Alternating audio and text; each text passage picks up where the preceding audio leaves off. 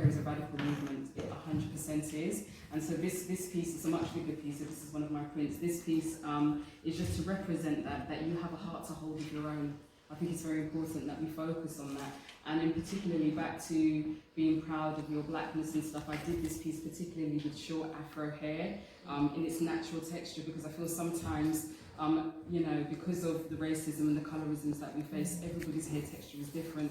And the more tightly coiled your hair is as we grow up, sometimes, I know from my own personal experience, from my paternal grandmother, I was spoilt in comparison to my other cousins because of the way I looked. She petted me, lovely, right on, this is such a pretty and brown. And you understand what I'm saying? And what that did actually is it caused problems for me with my cousins. They would pinch me when grandma wasn't there and stuff like that. And then my other cousins sometimes didn't like their hair. They would fall to get their hair straighter and stuff. So for me, I use art in a way for people to talk, to tell their stories. But particularly with my workshops, as particularly the one called Let Art Be Your Becoming, when I facilitate that workshop, my hope is that the women that attend that are free. Because when you're coming from a domestically abusive situation, it's all about perpetration and control.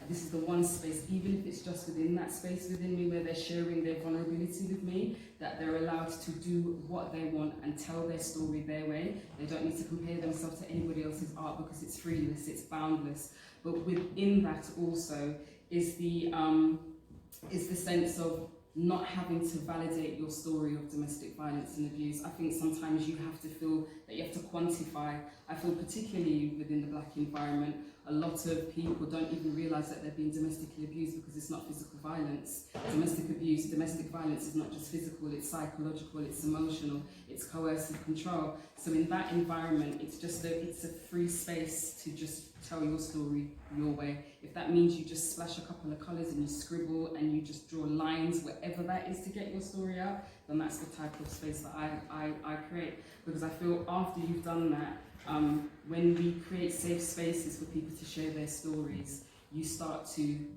rekindle your light that was stolen through your experience. You create a heat within your body. Within that, you start to create a thawing. Because what tends to happen is for many people that are experiencing trauma of any kind, but particularly in domestically violent and abusive situations, you become frozen and you become numb. And when you start to find spaces where you can share your story, you start to thaw again, you start to feel again, and through feeling, you're more able, I guess, to tap into those feelings, and you're more likely to take proactive steps to come out of that situation.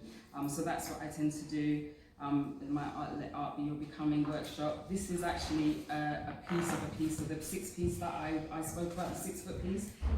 It's a massive piece. It's on my phone actually. It's a massive piece, but this particularly is the Stand By Your Man, which is on my t-shirt, because sometimes your words get lost in semantics. Sometimes you're trying to explain your story and people don't understand what it is that you're saying. And sometimes artistry is a way that you can tell your story without telling your story directly, because it's a perspective, it's a perception, it's what people see, and then for themselves to decipher what your story means. So you could do art in one of my workshops, and what it says to one person could be totally different to somebody else, but it's your truth within that moment and it's timeless. So that's what I do with my artistry.